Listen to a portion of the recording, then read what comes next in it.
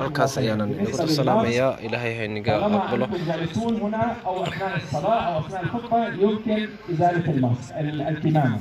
لكن اثناء التحرك haddii aad fadhidiin waa inaad maxaan ku radaa aad iska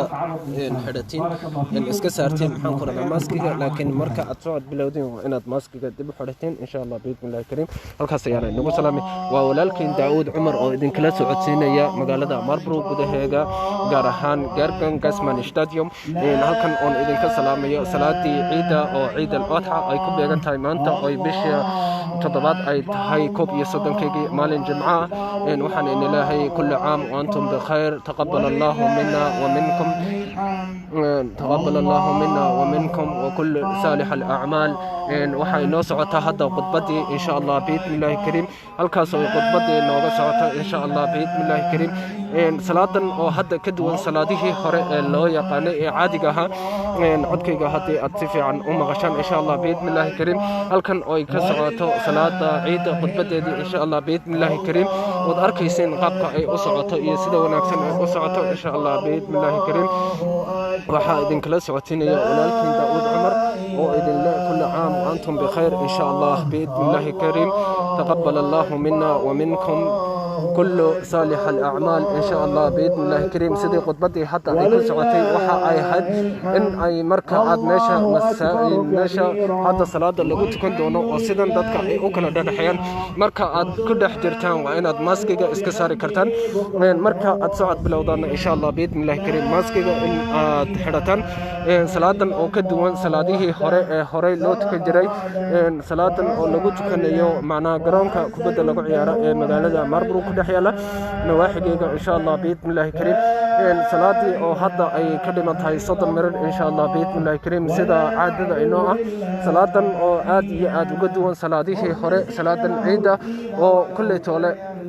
حنونك لغودا يقانو عابوغا إن كجرا أدون وينها درتي إن لوغو تلقل إن لود حيسيو قف كستا متر إيو وحوغا ودحيان إن شاء الله بإذن الله الكريم حقا سعي إن لوغو سعوتو إن شاء الله بإذن الله الكريم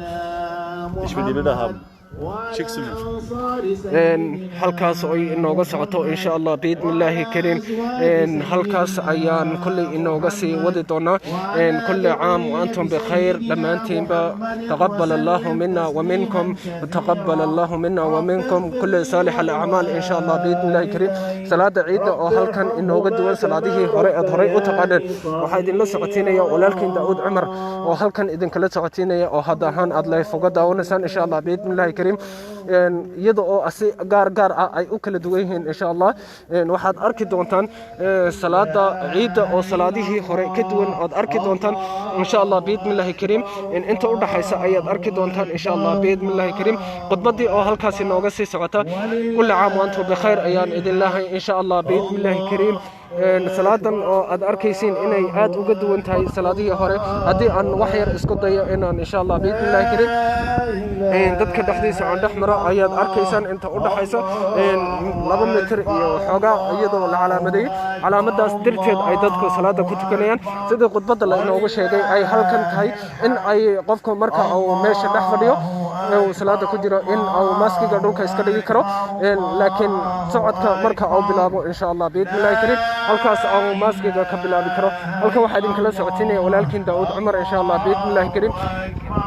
إلهي أي نجا أقبل صلاة هي صلاتها كلامها كل عام وأنتم بخير تقبل الله منا ومنكم كل صالح الأعمال إن شاء الله بإذن الله الكريم هل كان أيان إذن كلا ساعتين يا مانتا أي تاي جماعة كوبي صدق كي بش تطبات إن شاء الله بإذن الله الكريم بدك هل كان إذن كلا وده السلام إن شاء الله بإذن الله الكريم كل عام وأنتم بخير أيان إذن صالحي ولكن داود عمر مرد كلا إذن لا ساعتين يا صلاة عيدة أو كل وقت إنه قحدي إن شاء الله بإذن الله الكريم وحن عيد الله كل عام وأنتم بخير halkaas ayaa salaadii inooga sii wadi doonaa insha Allah biidmillahi kariim waxaanan idin leeyahay ciid mubaarak salaadii ay hadda waxoogaa inooga hadhayahay waxaan idinku soo duubayaa halkan oo walaalkiin Daawud Cumar oo idin kala socodsiinayo waxaan idin leeyahay ciidani waa ciidihii hore ka duwan sida aad kulli ula socotaan baad wada arkaysaan waa ciid faqri weyn u dhaxeeyo ciidihii hore ee caadiga loo yaqaanay wada arkaysaan dadka oo caadiga ah qaabka ay u socdaan controlka qaabka loo sameeyo dad khaas ah oo loogu talagalay ayaa controlka sameeyo insha Allah biidnillahi kariim sida loogu talagalay aad arkaysan masaajidka amba garoonka gudihiisa marka la soo galayo wad arkaysan qaab khaas ah in loogu talagalay in loo calaamadeeyay garoonka gudihiisa salaada sidii loo tukan lahaa aad arkaysan calaamadahaas aad arkaysan waa la mitriyay kadib mitr ahaan ayaa insha Allah biidnillahi kariim loogu talagalay waxaanan in ilaahay kulli caam wa antum bikhair وكل عام وانتم بخير. Liebe Geschwister, Sie haben nochmal die Anmerkungen, die wir, oder die Hinweise, die wir eben gesagt haben. Dieser Abstand, also nach dem Gebet, also nach dem Predigt, salaada kadib wenn man den Platz hier verlässt, bitte mit Abstand, keine Umarmung, keine Händeschütteln, das ist extrem wichtig. wax gacanta la iska salaameeyeen jirin waad iyo aad ayaa muhiim inoogu tahay Wir haben eine Bitte. Nach dem ha Gebet inoo bitten wir ضروري uns alle, sitzen zu bleiben und der Predigt zuzuhören. waxaan idinka Einfach codsanaa alles durcheinander bringen und aufstehen und anfangen, den Platz zu verlassen. Das inaad Gebet salaada und markaa Unruhe tukatiin und die insha Allah Leute, die biidnillahi Interesse kariim haben, aad Predigt ciidda iska zuzuhören, sugtaan werden dadurch gestört. Deswegen eine Bitte an euch allen. Nach dem Gebet einfach sitzen bleiben, Viertelstunde, 20 Minuten, dann ist die Predigt zu Ende und dann kann man gehen. Bitte nach dem Gebet sitzen bleiben und den salaada Predigt ciidda zuzuhören. marka aad Barakallahu fikum wa tukatiin jazakumullahu ina khairan. insha Allah aad khudbada dhegaysatiin ayaan inaga codsanaa Islamische Gemeinde Marburg und die Muslime in Marburg bei der Stadt Marburg bedanken. waxaa halkan aan ka mahad celinaynaa ummadda muslimiinta ee ku sugan magaalada Marburg iyo dadka kale ee Marburg nagula sugan iyo magaalada Marburg ah iyo khudbada ay ciidda ay noo qabteenba Und sein Team von der waxaanan Platz. Herr Wittmann, wir bedanken uns herzlich für deine Unterstützung und deine Hilfe, dass das aad alles iyo aad ayaan uga mahad celinayaa qof kasta oo ka soo qayb galay oo wax nooga qabtay salaadan tukashadeeda إخوتي الكرام كل عام وأنتم بخير بارك الله فيكم على حضوركم والتزامكم نرجو منكم رجاء حار بعد انتهاء الصلاة الجلوس في أماكنكم هذا بالخطبة العربية إن شاء الله بإذن الله الكريم وتسمع فيهم وكل عام وأنتم بخير إن شاء الله بإذن الله الكريم تقبل الله منا ومنكم وكل صالح الأعمال إن شاء الله ولا يستطيع لمن مهتم بسماع الخطبة لا يستطيع التركيز وسماع الخطبة لذلك نرجو منكم بعد الصلاة الجلوس لمدة ربع ساعة ثلث ساعة حتى انتهاء الخطبة وبعدها يمكنكم بإذن الله الانصراف في أمان الله نرجو منكم بعد انتهاء الخطبة القيام والخروج بهدوء مع الحفاظ على التباعد وعدم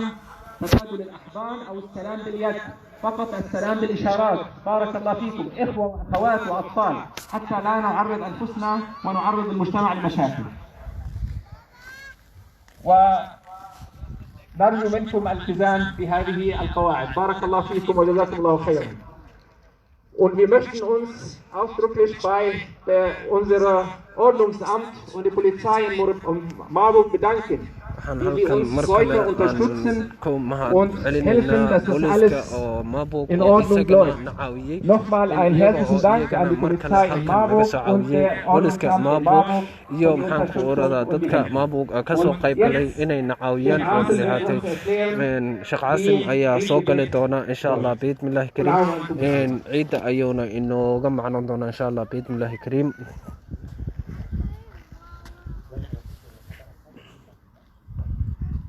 طيب بسم الله الرحمن الرحيم كل عام وانتم بخير تقبل الله منا منكم صالح الاعمال باختصار حتى نبدا بالصلاه سنصلي الان صلاه العيد صلاه العيد او كيفيه صلاه العيد سنصلي صلاه العيد ركعتان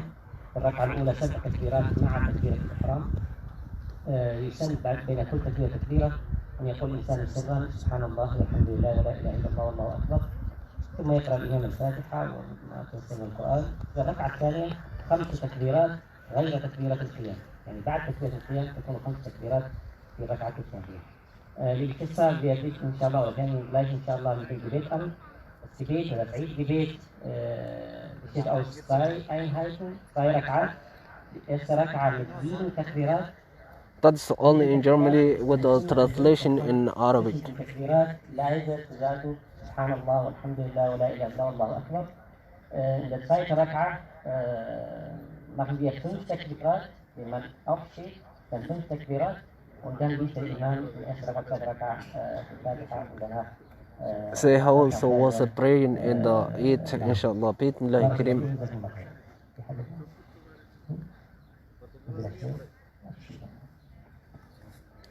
طيب قوموا لصلاتكم يا رحمة الله. السلام عليكم ورحمة